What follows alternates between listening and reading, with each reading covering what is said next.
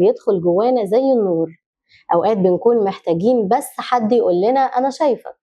مش لازم يكون صديق، مش لازم حد يعرف حكايتك من أولها.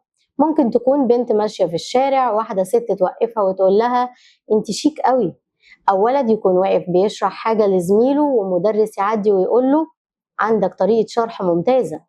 عايزة أقولك إن الكلمة دي ممكن تغير حياة بني آدم. كلمة اتقالت في ثانية بس بتفضل معلقة جواه أيام وسنين. يمكن لأول مرة يحس إنه ناجح أو محبوب أو مسموع أو حلو. الكلمة دي بتصحي جزء كان نايم جواه، وبتفكره إن جواه حاجة حلوة حتى لو الناس القريبة عمرها ما شافتها.